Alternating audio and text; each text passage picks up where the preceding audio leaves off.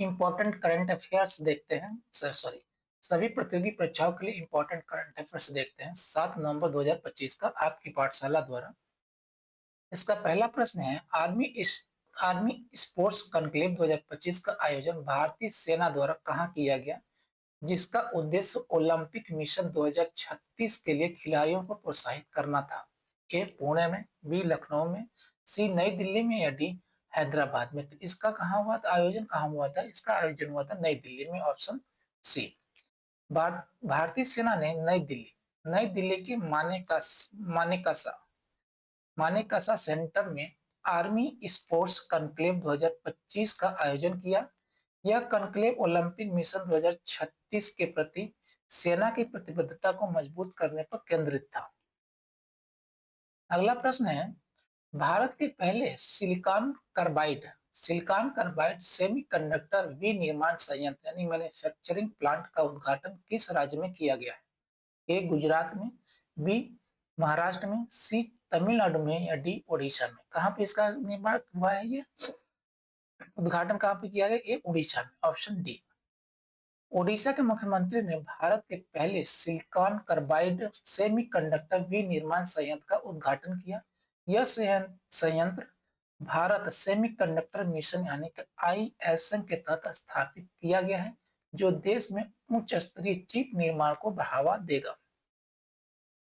अगला प्रश्न है, किस भारतीय सार्वजनिक क्षेत्र के उपक्रम PSU ने नवंबर 2025 में अपनी स्थापना के 50 वर्ष क्या पूरे किए? 50 वर्ष पूरे यानी स्वर्ण जयंती पूरे किए। A Steel Authority of India यानी SAIL, B Bharat Heavy Electricals Limited भेल, C Coal India Limited CIL या डी गेल इंडिया लिमिटेड यानी कि गेल। ठीक है, तो ये कौन है? Coal India Limited, option C. Option C है, कोल इंडिया लिमिटेड को कोयला मंत्रालय के तहत एक महारत्न PSU है। क्या है, एक बार देखना। कोल इंडिया लिमिटेड जो कोयला मंत्रालय के तहत एक क्या है, महारत्न PSU है, ने नवंबर 1975 में अपनी स्थापना की 50। इसकी स्थापना कब हुई थी? इसकी स्थापना हुई थी 1975 में। तो ये नवंबर में क्या है, ये 50वां वर्ष पूरा किया है। ठीक है, अगला प्रश्न है, हाल ही में किस देश में द्वितीय विश्व सामाजिक विकास शिखर सम्मेलन द्वितीय विश्व सामाजिक विकास शिखर सम्मेलन 2025 आयोजित किया गया, जिसमें दोहा घोषणा पत्र यानी दोहा डिक्लेरेशन को अपनाया गया? ए सऊदी अरब में, बी UAE में, सी कतर में या डी बहरीन में। कहाँ पे हुआ था इसका सम्मेलन? इसका सम्मेलन हुआ था दोहा में। ठीक है, कतर की राजधानी दोहा यानी कतर में। ठीक है, यहाँ पे दे भी दिया है उत्तर दोहा। कतर की राजधानी दोहा में आयोजित द्वितीय विश्व सामाजिक विकास शिखर सम्मेलन में वैश्विक नेताओं ने सामाजिक विकास को बढ़ावा देने के लिए क्या है, दोहा घोषणा पत्र अपनाया है। दोहा घोषणा पत्र को अपनाया है। अगला प्रश्न है, भारत और किस देश ने पूछ रहा है, भारत और किस देश ने व्यापार और निवेश को बढ़ावा देने के लिए एक फ्री ट्रेड एग्रीमेंट यानी कि FTA पर हस्ताक्षर किए? ए संयुक्त अरब अमीरात, B Australia, C United kingdom या डी इंडोनेशिया। तो कौन सा? ये भारत और इंडोनेशिया ने फ्री ट्रेड एग्रीमेंट पर हस्ताक्षर किए हैं, इसको व्यापार को बढ़ावा देने के लिए।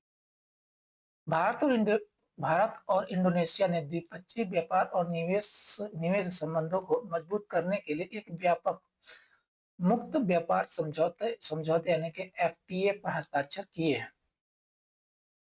अगला प्रश्न है, 6 नवंबर 2025 को भारत के किस पूर्व राष्ट्रपति की 140वीं जयंती मनाई गई? ए डॉक्टर सर्वपल्ली राधाकृष्ण की, बी डॉक्टर राजेंद्र प्रसाद की, सी डॉक्टर APJ अब्दुल कलाम की या डी VV गिरी की। तो क्या है, ये डॉक्टर राजेंद्र प्रसाद की 140वीं जयंती मनाई गई 6 नवंबर 2025 को। तो कौन है? Option B. अगला प्रश्न है, गूगल ने कृत्रिम बुद्धिमत्ता AI कंप्यूटिंग प्रणालियों को अंतरिक्ष में विकसित करने के लिए किस कंपनी के साथ प्रोजेक्ट सनकैचर लॉन्च किया है? सनकैचर किस कंपनी के साथ लॉन्च किया है ये गूगल ने? ए स्पेस एक्स के साथ, बी ब्लू ओरिजिन के साथ, सी प्लेनेट लैब्स पीबीसी के साथ, या डी इसरो के साथ। तो कौन सा ये किसके साथ ये साथ है पीबीसी लैब के साथ, प्लेनेट लैब पीबीसी, यानी कि प्लेनेट लैब पीबीसी के साथ में इसने हस्ताक्षर किए हैं। ठीक है।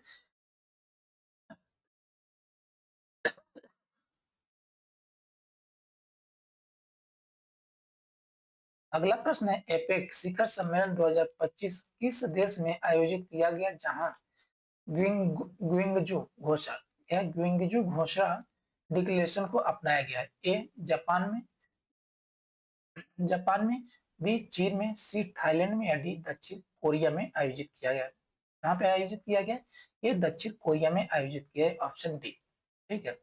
एशिया प्रशांत आर्थिक सहयोग एपेक शिखर सम्मेलन 2025 दक्षिण कोरिया के ग्वांगजू में आयोजित किया गया, जहां डिजिटल परिवर्तन और समावेशी विकास पर केंद्रित ग्वांगजू घोषणा को अपनाया गया है।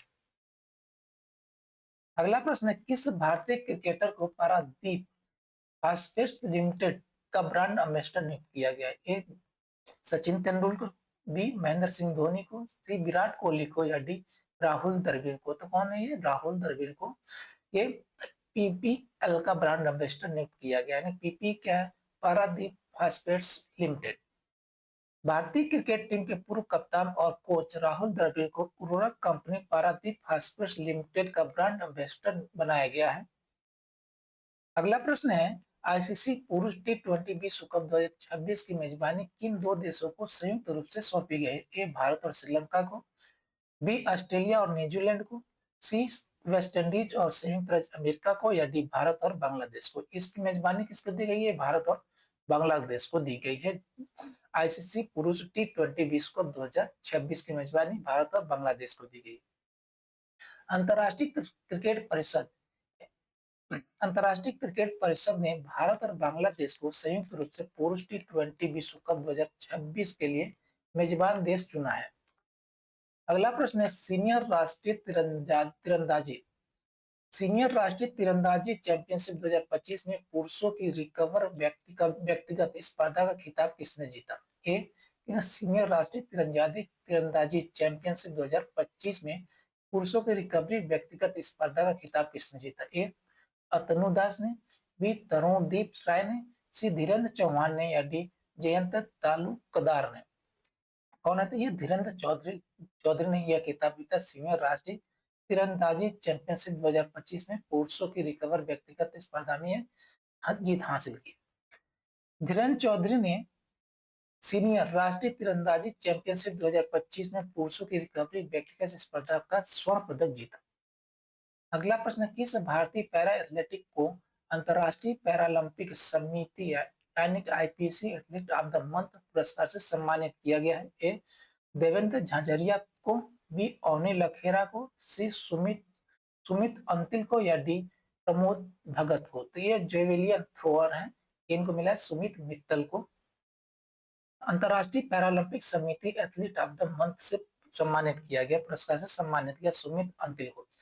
जेवलिन थ्रोअर सुमित अंतिल को उनके उत्कृष्ट प्रदर्शन के लिए अंतरराष्ट्रीय पैरालंपिक समिति यानी आईपीसी द्वारा एथलेटिक ऑफ द मंथ पुरस्कार दिया गया है।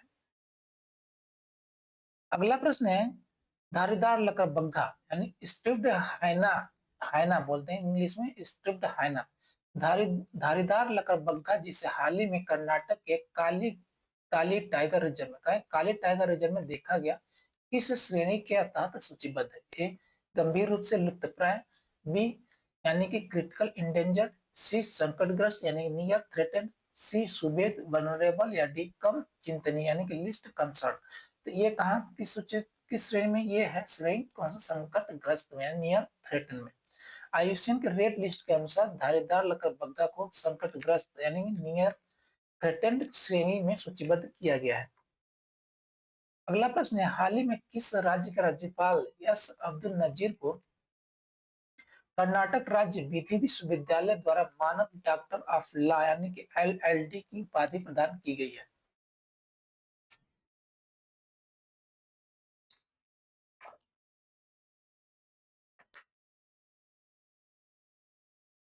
तो ये तमिलनाडु सरकार, तमिलनाडु विश्वविद्यालय, मतलब ये क्या है, किस राज्य का राज्यपाल है, तमिलनाडु की, बी केरल की, सी महाराष्ट्र की, या डी आंध्र प्रदेश। तो ये महाराष्ट्र किस राज्यपाल कहाँ के हैं? राज्यपाल हैं आंध्र प्रदेश के। आंध्र प्रदेश के राज्यपाल और सर्वोच्च न्यायालय के पूर्व न्यायाधीश एस अब्दुल नजीर को कर्नाटक राज्य विधि विश्वविद्यालय ने KSLU द्वारा मानद डॉक्टर ऑफ लॉ की उपाधि से सम्मानित किया गया है। अगला प्रश्न है, संयुक्त राष्ट्र पर्यावरण कार्यक्रम यानी UNEP द्वारा हाल ही में कौन सी रिपोर्ट जारी की गई जो वैश्विक ग्रीन हाउस गैस उत्सर्जन के अंतराल का आकलन करती है? A global environment outlook report, B adaptation gap report, C emissions gap report, या D world of work report. ठीक है, कौन सी रिपोर्ट जारी की गई है यूएनईपी द्वारा? जारी की गई है emission gap report, emissions gap report जारी की गई है। संयुक्त राष्ट्र पर्यावरण कार्यक्रम यानी कि यूएनईपी द्वारा एमिशंस गैप रिपोर्ट 2025 जारी की गई है, जिसमें वैश्विक तापमान वृद्धि को 1.50 डिग्री सेल्सियस तक 0 डिग्री सेल्सियस है, जीरो नहीं 0 डिग्री सेल्सियस तक सीमित करने के लिए आवश्यक कटौती और वर्तमान में किए जा रहे प्रयासों के बीच के अंतर का मूल्यांकन किया गया है।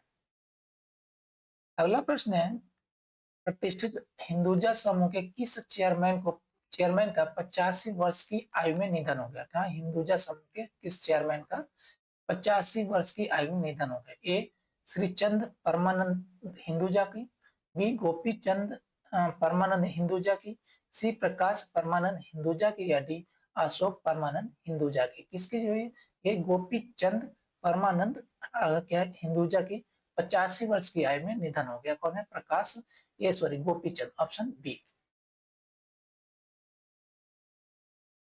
अक्टूबर महीने का वो देख महत्वपूर्ण कुछ महत्वपूर्ण दिवस देख लेते हैं। ठीक है, 1 अक्टूबर को मनाया जाता है अंतर्राष्ट्रीय वृद्धजन दिवस, 2 अक्टूबर गांधी जयंती, 2 अक्टूबर अंतर्राष्ट्रीय अहिंसा दिवस मनाया जाता है, विश्व शिक्षक दिवस, विश्व शिक्षक दिवस मनाया जाता है 5 अक्टूबर को, 8 अक्टूबर को भारतीय वायुसेना दिवस, 9 अक्टूबर को विश्व डाक दिवस, 10 अक्टूबर को विश्व मानसिक स्वास्थ्य दिवस मनाया जाता है, 11 को अंतर्राष्ट्रीय बालिका दिवस मनाया जाता है, 15 को विश्व छात्र दिवस APJ अब्दुल कलाम की जयंती के उपलक्ष्य में, 16 अक्टूबर को विश्व खाद्य दिवस मनाया जाता है, 17 अक्टूबर को अंतर्राष्ट्रीय गरीबी उन्मूलन दिवस मनाया जाता है, 24 अक्टूबर संयुक्त राष्ट्र दिवस, और यानी 24 अक्टूबर को इसकी स्थापना हुई थी, संयुक्त राष्ट्र की स्थापना हुई थी। 31 अक्टूबर राष्ट्रीय एकता दिवस है, सरदार वल्लभ भाई पटेल की जयंती मनाई जाती है इस दिन को। और 2025 में मनाई गई 150वीं जयंती मनाई है इसकी सरदार वल्लभ भाई पटेल की। कहा? थैंक यू जी, धन्यवाद।